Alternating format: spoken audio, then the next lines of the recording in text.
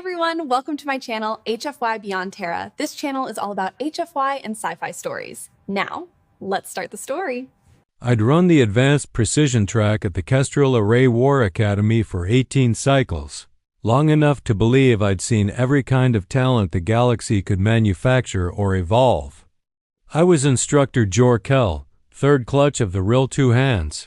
One set of sensory fronds and a reputation for grading fairly even when it cost me friends in administration. My range had humbled Varen with their split pupils that could resolve a wing beat at 2 kilometers. It had tempered sable core stalkers who could turn their skin into a false shadow. I'd even certified 2 Gravborn a minor miracle, considering their species' legendary impatience usually turned precision into spray and pray. Then the Academy accepted newcomers, Terrans. Soft-skinned bipeds from a turbulent little world filed under category Death Origin. Their arrival had stirred equal parts fascination and annoyance. Most instructors treated them like a novelty. A few treated them like a problem. I treated them like an unknown variable, and unknowns deserved attention. That morning, the unknown walked into my staging bay carrying a bag that looked older than some cadets. The Terran was small, about 1.5 meters, and moved with the loose economy of someone who had learned early not to waste effort. Her uniform was regulation, but the fabric had been repaired at elbows and knees in a way that suggested either poverty or stubborn sentiment. Her hair was bound tight. Her eyes front-facing, too expressive, tracked the room with unsettling calm. She halted before me, posture crisp. "Instructor Jorkel," she said, with that rhythmic up-and-down Terran speech.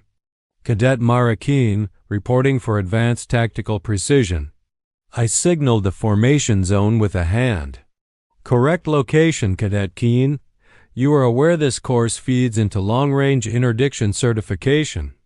It is not an introduction." Her mouth pulled into the Terran baring of teeth expression they called a smile. I still found it predatory. "I'm aware," she replied. 11 other cadets waited in formation, 3 Viren, 2 Sable Core, 4 Heptari, and 2 Xyloforms. Every head turned when Mara stepped into line. The Heptari clicked their amusement. A Viren named Sathron didn't bother to keep the contempt out of his voice. "A Terran in interdiction track," he said. "This will be entertaining." Mara didn't react. She set her bag down and began unpacking. That was when the room stopped breathing. Standard kit for this course was uniform across most member species. Type 9 pulse rifle, extended emitter rail, stabilization cradle, atmospheric compensation pack, and a Neuralink visor. Total mass, roughly 40 kilograms. Setup time for a competent shooter, under 10 minutes. Mara laid out something else. A long metal cylinder. A stock of laminated wood. A simple optic mounted on top. It looked like a relic from a museum vault. My sensory fronds curled inward on reflex. "Cadet Keen," I said slowly, careful to keep my tone neutral. "That appears to be a combustion propellant firearm." "Yes, sir." She patted it with a familiarity that bordered on affection. "Bolt-action rifle. Heavy caliber. Custom barrel. Hand-loaded rounds." Sathron made a harsh chuffing laugh. "You brought an antique to a modern range. What's next, throwing stones?" Mara's smile sharpened. "Only if the stones group tighter than your shots." A few cadets made surprised noises. Terran sarcasm was already spreading. I lifted a hand for quiet. "Cadet Keen, course requirements specify issued primary systems, modern systems. Energy weapons. Standard interfaces." "With respect, sir," she said. And for the first time her smile softened into something almost polite. Terrans were granted a waiver. "Our neural patterns don't interface safely with your link rigs. That rifle is my issued primary." She was correct. Bureaucracy, the universe's most persistent predator. I recorded a private complaint to file later and nodded. Very well. Equipment familiarization. Each cadet will demonstrate capabilities and setup. The others went first. Sathron was efficient, his pulse rifle humming as his visor fed him wind vectors and density models. The Sable Corps moved like patient shadows. The Heptari were quick but sloppy, relying on software to correct their laziness. The Xyloforms were methodical to the point of absurdity, recalibrating twice when once would have sufficed. Then Mara stepped forward. She lifted her rifle, worked a handle, and a small metal cylinder clicked out into her palm. "Magazine," she said, holding it up. 5 rounds. Each round loaded manually. Bolt chambers the next. A Heptari named Keslaw whistled. 5? My pack holds 200 charge cells. 5 is plenty if you don't miss, Mara said pleasantly. Sathron's eyes narrowed. That's bravado. It's arithmetic, she replied. I redirected before the room turned into a verbal brawl. Range bay. We begin with static accuracy. The Academy's long lane was a masterpiece of engineered cruelty, variable winds, false thermals, shifting light bands, moving target drones, and environmental interference designed specifically to break reliance on automation. We started simple. Stationary target, I announced. 500 meters. Sathron fired first. His rifle chirped. His visor projected a perfect solution. The pulse struck center mass. Acceptable, I said, logging the score. The others followed. Mostly hits. A few minor deviations, predictable. Then Mara lay down behind the line. No visor. No link. No overlay. She settled her cheek to the stock, looked through a plain scope, and exhaled once. Ready when you are, I said, expecting her to spend time estimating.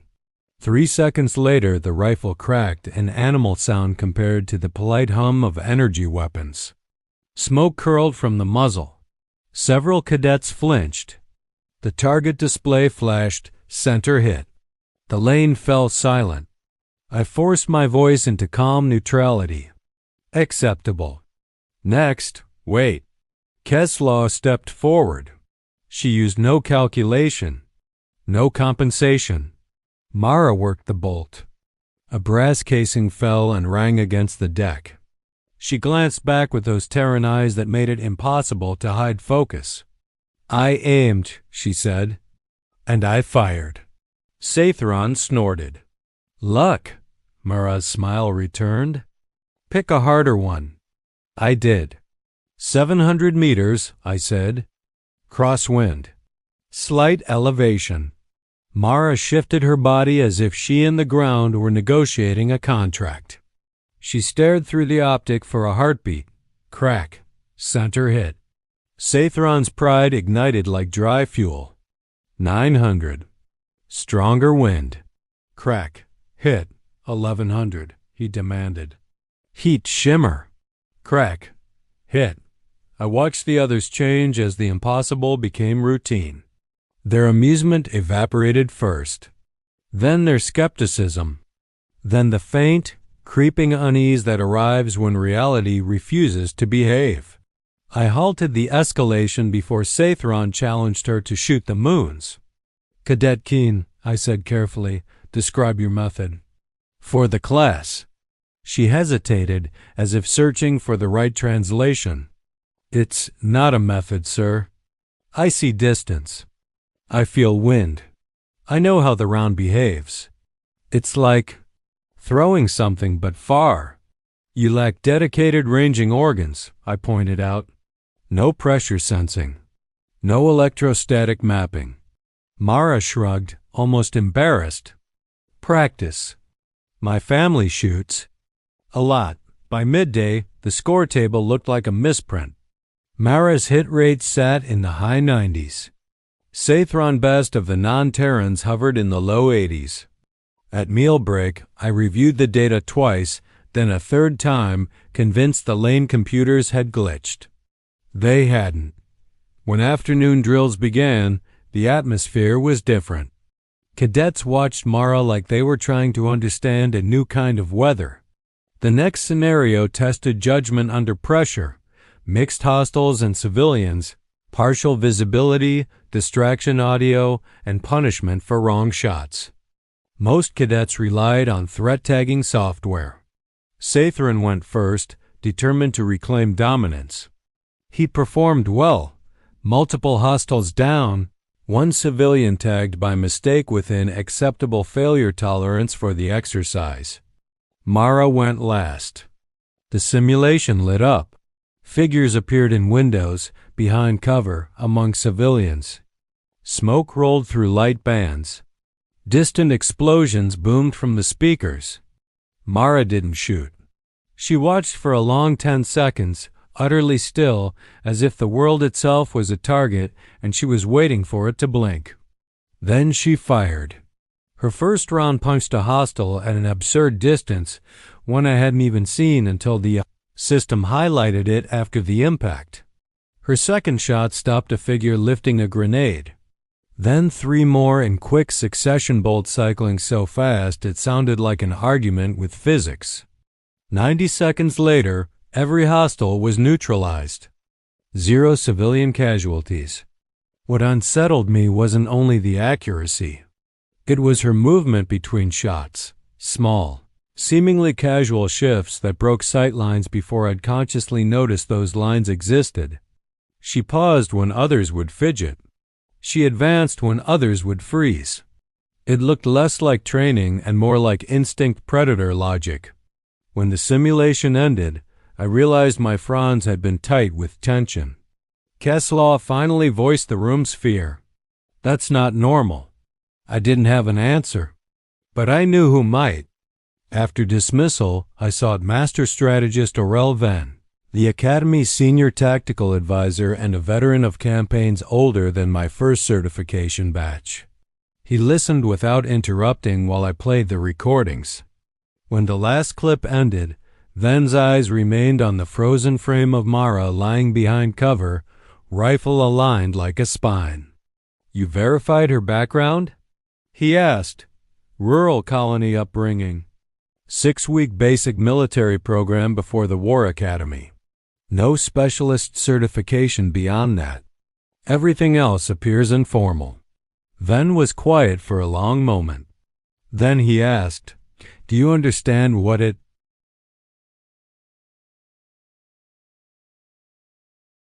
means when a world is labeled death origin?" "It means dangerous ecology," I said. "Hostile climate, predators." "That's the shallow definition," he replied. He brought up a rotating image of Terran origin world. Blue, white, deceptively calm. A true death origin world is not simply hazardous. It is an ecosystem built on contest. Every creature either learns to take, to hide, or to outlast. Survival is not an event. It is a daily campaign. He turned his gaze to me. "Terrans evolved as persistence predators," Venn said. "Not fastest. Not strongest. They won by refusing to stop. They tracked prey until exhaustion did the killing. Their brains are built to notice tiny inconsistencies, the broken twig, the wrong shadow, the stillness that is too deliberate. That cadet you're training is not a miracle." He let that sit heavy. "She is," Venn continued, "what the species becomes when comfort doesn't dull the edge." I left his office feeling a coldness under my carapace. I'd been evaluating a student. Venn had been evaluating a species. The second day began under synthetic fog, thick enough to cripple thermals and confuse prediction algorithms. Most snipers would have waited for it to thin.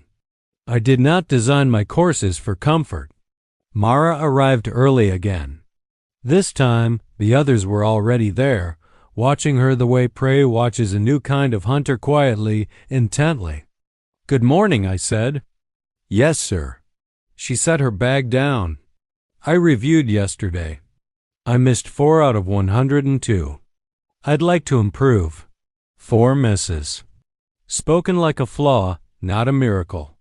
Sathran made a sound that might have been a laugh. Of course. Your antique will exceed probability again. Mara turned to him with that half smile. Where I'm from, we say, don't blame the tool when the hands are the issue. My name is Sathran, he snapped. Not Saith. Oh, I know, she said sweetly. Nicknames mean we're friends. He looked like he'd swallowed something toxic. I cut in. Teams of 2. 1 shooter, 1 spotter. Rotate. Fog conditions. Degraded systems. Then I made the pairing I suspected would either break the Terran or refine the class. Cadet Keen with Cadet Sathran. Sathran's posture stiffened in outrage. Mara simply nodded. Okay. The teams vanished into fog and broken structures. I monitored channels and tracking feeds. Most pairs struggled immediately. The Sable Corps couldn't see what their camouflage usually revealed. The Heptari argued about priorities. The xyloforms took so long to decide that the simulation killed them repeatedly. I tuned into Mara and Sathran. I can't see anything, Sathran growled. Thermals are lying. Overlay keeps flagging ghosts. Turn it off, Mara said. A long pause. Turn off my interface? It's not helping you. Use your eyes. My eyes are superior. Are you using them? She interrupted gently. Or are you using them to watch your screen? Silence. Then, fine, it's off. Good, Mara said. Target, 11 o'clock. About 800. Second level, blue facade. I see nothing. Look for the fog, she said. Not the target. Fog moves different when there's something solid behind it. Also, anything trying too hard to be still is usually alive. I checked the scenario map. A hostile marker was exactly there, barely visible even to my sensors. Sathran hissed. How? Later, Mara replied. Give me wind at range. He reactivated only the environmental sensors. 3 meters per second. West to east. Gusts higher. Mara shifted her aim a fraction. Copy, her rifle spoke. Sathran went quiet. 3 seconds later, his voice returned changed. Center hit. How did you compensate without computation? He demanded. Because wind doesn't have opinions, Mara said. It pushes the round. You push back. That's next target, she said, and there was no cruelty in it. Just work. They settled into rhythm. Mara found threats using nothing but observation. Sathran fed atmospheric numbers. Mara made the shots. But the most remarkable part was how she coached him without lecturing. She asked questions that forced him to look in the right places. What's the light doing? She asked. It's scattering. Where is it scattering wrong? Near the stairwell. So what's there? Sathran inhaled sharply. Movement. Now you're seeing, Mara said. They finished the fog course with a perfect score. When they returned, Sathran didn't posture. He didn't sneer. He stood quietly, as if his worldview had been hit in the center and was still ringing. The afternoon brought infiltration. Cadets entered a simulated enemy compound, gathered intel, and eliminated a high-value target without detection. Most approached it with stealth rigs, jammer nets, and predictive mapping. Mara approached with a rifle, a canteen, and strips of cloth. Cadet Keen, I asked, do you want additional gear? The lockers are stocked. She shook her head. More gear means more noise. More worry. I watched the others run first. Mixed results. Some reached the midline before detection. 1 Sable Corps reached the target but was killed on exfiltration. Then Mara entered. And vanished. Not cloaking. Not tech. She simply became absent from the feeds, thermal, motion, even the low-grade acoustic sensors. Only the entry gate confirmed she'd passed. 10 minutes, 20, 30. An assistant instructor shifted anxiously. "Sir, we've lost all contact." "Wait," I said, though I felt my fronds tightening. At 40 minutes, the target marker flashed. High value eliminated from nearly 1,500 meters. From a firing position our own security grid insisted no cadet could reach. Then nothing again. 20 minutes later, Mara walked out through the main entrance as if she'd been on a quiet stroll. "Exercise complete," she said. Intel gathered. Target down. No detections. I stared. "How did you reach that position? You should have triggered at least 5 zones." "I didn't reach it," she said, almost apologetic. "I was there already." "That's impossible." "We saw you enter." "You saw something enter," she corrected. "I left my jacket on a stick." People watch what they expect. Master strategist Venn had been observing. He came down to the floor, eyes unreadable. "I have trained snipers for decades," he said to Mara. "I have watched engineered prodigies. I have never seen this level of performance with such simple tools." Mara's confidence faltered for the first time. "Sir, I'm just doing what I learned." "And who taught you?" Van asked.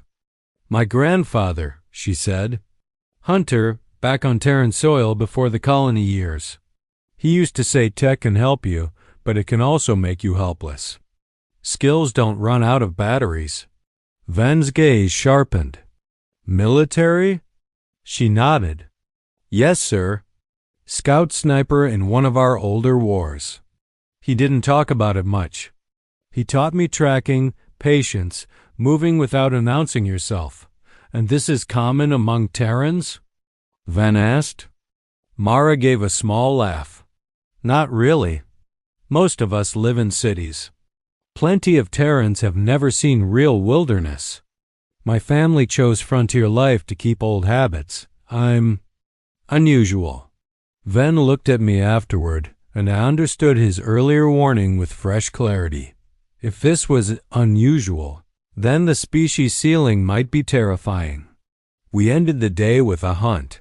All cadets deployed at once, each trying to outlast the others in an urban simulation.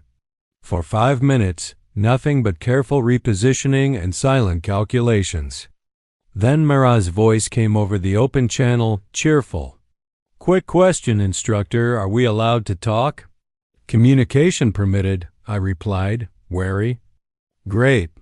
A pause, as if she were smiling. "I can see all of you." She proceeded to name positions accurately. Floor levels, shadows, exposed angles. The small errors that give away hidden bodies. A silhouette in the wrong place. A muzzle glint, a shadow cast where it shouldn't. "So," she continued, "we can do this the slow way where I tag you one at a time. Or we can make it useful. I can walk you through what you're doing wrong, and then we run it again with everyone smarter." Across the control feed, I saw Ven's posture tilt with something like amusement. "The choice is yours," he said. Pride wrestled with purpose. Pride lost. "Teaching mode," I said. "Proceed, Cadet Keen." What followed was the most valuable session I'd overseen in my career. Mara moved through the zone openly, unarmed, pointing out concealment errors without humiliating anyone. She demonstrated shadow discipline. She showed how to use ambient noise to mask movement. She taught them to watch the environment instead of obsessing over readouts, how dust hangs, how fog breaks, how light behaves when a body interrupts it. "Your technology is incredible," she said, standing in the open as if daring the universe to disagree. "But it's a tool, not a brain replacement. A computer can tell you where a shot might land. It can't tell you if taking it is wise. Sensors can show heat. They can't teach you behavior." Keslaw asked softly, "So how do we learn?" "You practice," Mara said. "You fail. You figure out why. Then you do it again. Observe. Think. adapt. Even Sathrin took notes. As dusk settled over the Kestrel array, I watched Mara pack her rifle with reverence, as if it were not just a weapon but a lineage. Ven stood beside me. "You were right," I murmured. "She's a ghost." Ven's eyes stayed on the Terran. "Not a ghost," he said. "A reminder. Terrans didn't survive their origin world by being the strongest. They survived by being relentless and aware. We invited them into our community and handed them our ships, our weapons, our science." He turned to me fully. "And now," he said quietly, "we will learn what happens when a persistence predator gains the stars." Mara walked away humming a tune I didn't recognize, small, soft, seemingly harmless. But deep in my oldest instincts, in the part of me that remembered being hunted, something ancient whispered,